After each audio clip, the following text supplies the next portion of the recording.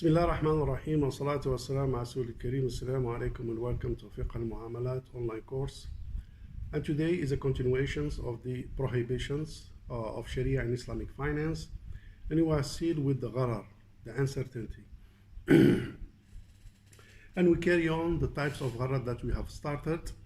And today we start from the Gharar that exists in the contract period, meaning that there is a kind of lack of information, there is uncertainty with regards to the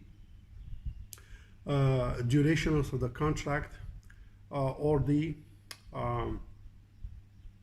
delivery of the subject matter, whereby a contract could be concluded, but there is uncertainty when it comes to the duration of the contract or the delivery of the subject matter. And as a result of that, lack of informations will trigger uncertainty, gharar, lack of informations could lead to the dispute between the two contracting parties because there is no specific time of the delivery and the seller is not under the obligations to act according to specific deadline, and the purchaser may need a commodity on specific day and time. So if that kind of timing is ignored, so it creates uncertainty, and as a result of that, the purchasers may ask for the delivery, and the sellers feel himself is not under the obligation to deliver on any specific time because there is no such information in the contract. Then the dispute take place. So this kind of uncertainty is related to the durations of the period of the contract, which is not allowed in Sharia, and as a result of that, a specific time should be agreed between the two contracting parties in order to conclude the contract in a proper way and avoid any potential dispute. However, in some cases, Sharia accepts time which is related to a specific season or range, meaning a time within a range. It's not necessary, for example, the delivery will be on 15 August or 19 June 2021, meaning there is specific dates, but it could be season. For example, the delivery will be in the summer, especially when it comes to the commodities. So it could be in the harvest of this fruit or this vegetable, in the season, in the winter, so it could be confined, or for example, in the last quarter of the year of 2022, and it goes like this. So the point here is that what is important is the contracting party, they have to agree on a specific timing and specific date or a season or a range of time for the delivery to avoid any kind of potential dispute.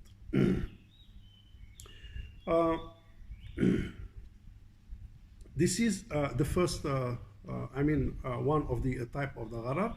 The other type is basically the gharar which is related on the inability to deliver the subject matter, meaning that the seller is not able to deliver the subject matter, such as, for example, some of the popular cases is that don't buy fish in the sea and birds in the sky. Why? Because the seller will not be able to deliver the subject matter. Also, scholars did not allow buying a stray animal, prey animal, because of the issue of the delivery. You are not able to deliver the subject matter. And as a result of that, the ability and the capacity of the sellers to deliver the subject or the goods or the asset is part of the requirements to validate the contract.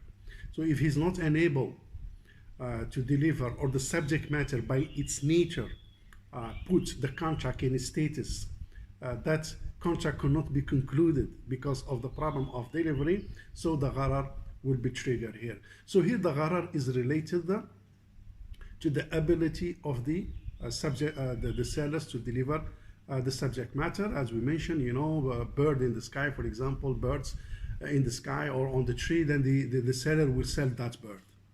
He cannot deliver. Or fish in the sea, prey animals, stray animals, something like this.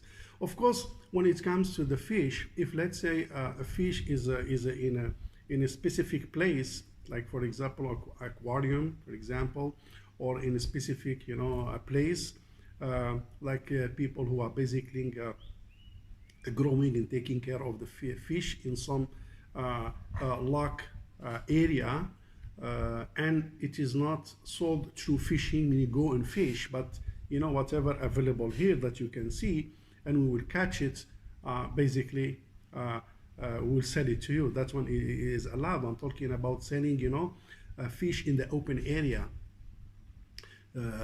open sea, or selling fish before catching it. But if you agree, okay, fine, let me make an undertaking. If I get some fish, you purchase it from me, or you are making an undertaking to purchase 1 kg fish from me. Okay, fine. Then you go and do the fishing. When you catch it, so you can sell it, but you cannot sell in the sea or in some place whereby basically it's a kind of farm fish.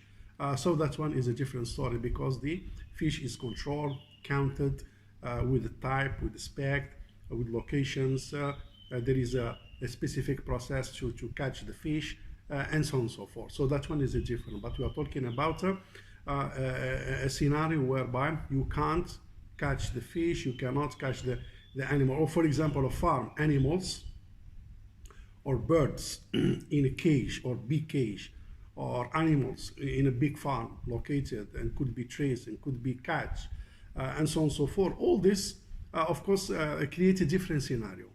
But here we are talking about the normal circumstances, the normal case whereby we are in the open sea. You cannot sell fish in the sea. We are in the open air. You cannot sell birds in the sky. We are in the open forest, you know, or jungle. You cannot sell prey animal, stray animal, because you are not able to deliver. That's basically the issue. But if you have a different kind of circumstances and a way which is under your control, or you're under your custody, or under your ownership, and it is a part of the business, such as farm and so on and so forth, that's a different story. So this is the gharar, which is related to the what's so called the delivery of the subject matter. The other issue of the gharar, or the other type of gharar, is the gharar which is basically as a result of basically the ownership is related to the ownership, right? Yeah. So basically it's the gharar of a non-owned commodity. Here the other issue is that you are selling a commodity which you don't own it.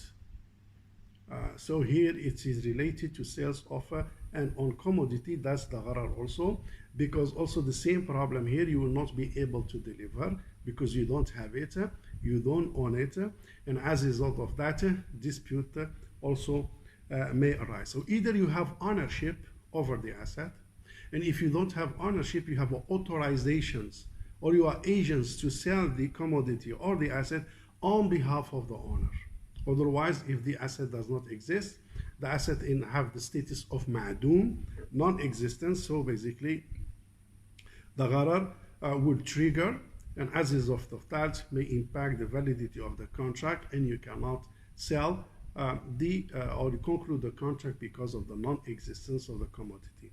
Of course, here there is an exception to the salam, istisna, and ijara, whereby salam contract could be concluded and the asset does not exist, but it will be delivered in the future.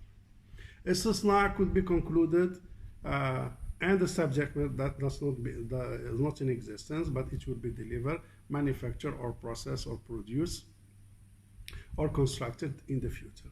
And the ijara also, like ijara mawsufa fi dhimma, and other types of ijara as well, could be concluded, and the service is not in existence. These contracts basically are regarded as an exceptions to the general rules of Sharia.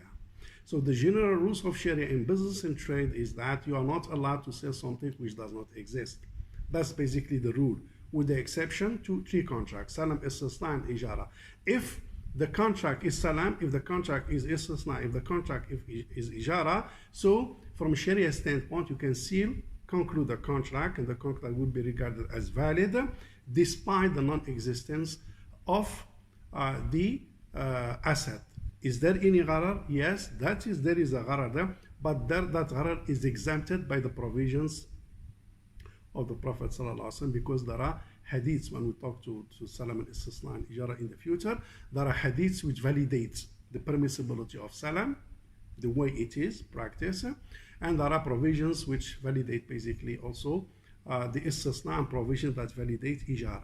So other than that, in order to transact, in order to do a contract, so the existence of the contract or the existence of the subject matter is part of the requirements to validate the contract. As a result of that, so if you do a contract whereby the asset or the commodity does not exist, so the contract is not valid unless it is salam, istisna, or ijara.